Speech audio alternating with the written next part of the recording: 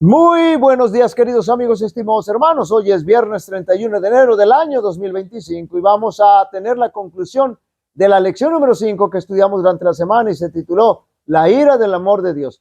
Pero él, misericordioso, perdonaba la maldad y no los destruía. Apartó muchas veces su ira y no despertó todo su enojo. Salmo 78, 38.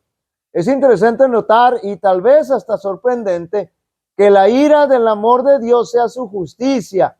Se manifiesta en su justicia, porque si el Señor puede amarnos de pura gracia, también puede amarnos de pura justicia. Y con esto podemos comprender que no es que el Señor deje de amarnos cuando aplica su justicia, sino porque su justicia también es un acto de amor, una muestra clara de su amor, una manifestación de su amor.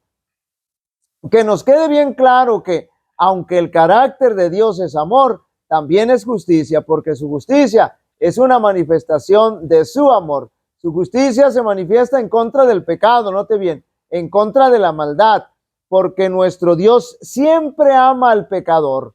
Sin embargo, el pecador empedernido deberá sufrir las consecuencias de su pecado, no así el pecador arrepentido y redimido. Domingo 26 de enero, afligido por el mal. El amor de Dios es tan sublime que se aflige al contemplar nuestra maldad y por su grande amor hace todo lo posible por redimirnos, por atraernos a la redención. Y eso lo vimos bien claro en el ciclo de la rebelión. Yo diría, más que ciclo, un círculo vicioso de rebelión. Pero aún así el Señor concede a su pueblo y a sus hijos oportunidad tras oportunidad. Y eso lo podemos ver cuando analizamos el proceso de rebelión. Y finalmente vamos a llegar a la conclusión de que Dios, mientras la puerta de la gracia no se cierre, siempre dará oportunidad a su pueblo y a sus hijos. Después de ahí, todo viene como consecuencia. Me refiero al destino del ser humano, ya sea la vida eterna o la muerte eterna. Lunes 27 de enero, Dios es lento para irarse. Me parece que sobran argumentos y pruebas para demostrar cuán lento es el Señor para airarse. El Señor no es como nosotros, que parecemos cerillitos, que apenas nos rozan y ya nos estamos incendiando. En el Antiguo Testamento, el Antiguo Testamento está lleno de evidencias de la gran tolerancia del Señor, de su gran compasión y misericordia. Y el ejemplo clásico que nos presenta la Biblia del gran amor y paciencia de nuestro Dios respecto al pecador es la experiencia de Jonás al ser comisionado para predicarle a los ninivitas. No quería ir a predicar, Jonás no quería ir a predicar porque conocía certeramente la misericordia de Dios.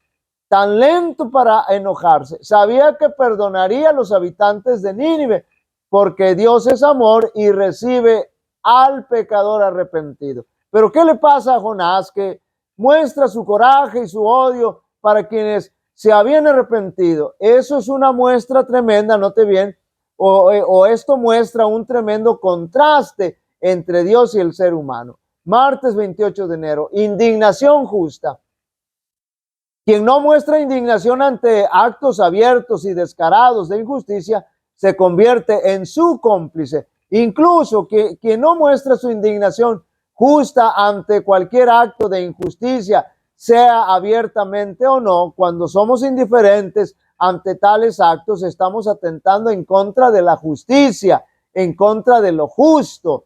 Y vimos por lo menos 3 ejemplos donde Jesús experimentó una indignación justa ante los cuales nosotros deberíamos asumir también la misma actitud de Jesús. Se sintió una indignación justa cuando su casa fue profanada, fue irreverentemente por los mercaderes que la estaban contaminando. También tuvo una indignación justa cuando se les quería quitar el derecho a los niños de tener una relación con Jesús. Por eso Jesús dijo enérgicamente, dejad a los niños, venid a mí y no se los impidáis. Y también se indignó cuando se nos quiere impedir el hacer el bien en sábado dentro del contexto del ejemplo de Jesús. Miércoles 29 de enero. Dios no se complace en afligir. Lo cierto del caso es que el Señor no se complace con nada malo. No se complace en hacer mal a nadie. La maldad del pecado no es el plan de Dios. Es decir, la maldad y el pecado no es el plan de Dios. Todos ellos son intrusos que un día finalmente serán erradicados. Hemos estudiado y visto tanto el amor de Dios, de Jesús, de su gran misericordia, compasión, amor apasionado, que a nadie le debería caber un pensamiento tal de que Dios se agrade en afligir a un ser humano. Jamás. El Señor se indigna con las injusticias y se complace en su misericordia, compasión y amor. Antes, si aflige, también se compadece según la multitud de sus misericordias, porque no aflige ni entristece voluntariamente a los hijos de los hombres. Los que realmente atraemos nuestra aflicción somos nosotros mismos, por mostrarnos rebeldes, desobedientes contra nuestro Dios, por lo que inevitablemente, note bien, la justicia divina finalmente nos tiene que alcanzar. Jueves 30 de enero. Mostrar compasión. Hemos visto distintos atributos maravillosos del Señor que nos dejan ver con toda claridad que tenemos un Dios maravilloso y que en muchas ocasiones nos hemos expresado de Él de manera falsa e injusta. Tenemos un Dios que se complace en mostrar compasión. Noten ustedes lo que significa compasión. Sentimiento de pena, de ternura y de identificación ante los males de alguien. Y eso es precisamente lo que Dios hace por nosotros. Y la mayor expresión de ello lo vemos reflejado en el maravilloso plan de salvación.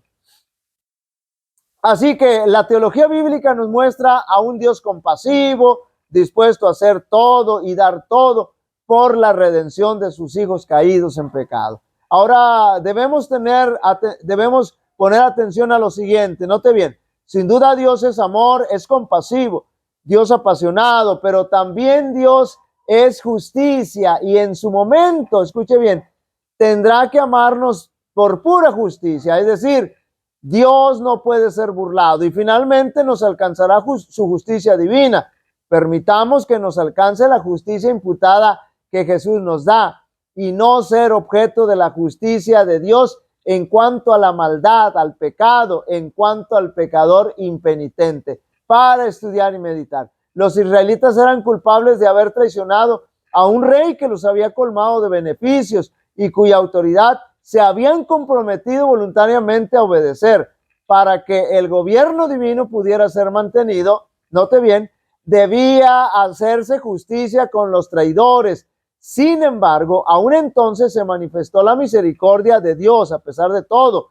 Mientras sostenía el rigor de su ley, les concedió libertad para elegir y oportunidad para que todos se arrepintieran. Únicamente fueron exterminados los que persistieron en la rebelión, es decir, los pecadores impenitentes. Era necesario castigar ese pecado para atestiguar ante las naciones circunvecinas cuán desagradable a Dios es la idolatría. Al hacer justicia en los culpables, Moisés, note bien, como instrumento de Dios, debía dejar escrita una solemne y pública protesta contra el crimen cometido, es decir, la idolatría. Como en lo sucesivo los israelitas debían condenar la idolatría de las tribus vecinas, sus enemigos, escuchen bien, podrían acusarlos de que teniendo como Dios a Jehová, habían hecho un becerro y lo habían adorado en Horeb. Cuando así ocurriera, aunque obligado a reconocer la verdad vergonzosa, Israel podría señalar la terrible suerte que corrieron los transgresores como evidencia de que su pecado no había sido sancionado ni disculpado. El amor, no menos que la justicia, exigía que este pecado fuera castigado, es decir, de la idolatría. Por obra de la misericordia de Dios, miles de personas sufrieron para evitar la necesidad de castigar a millones.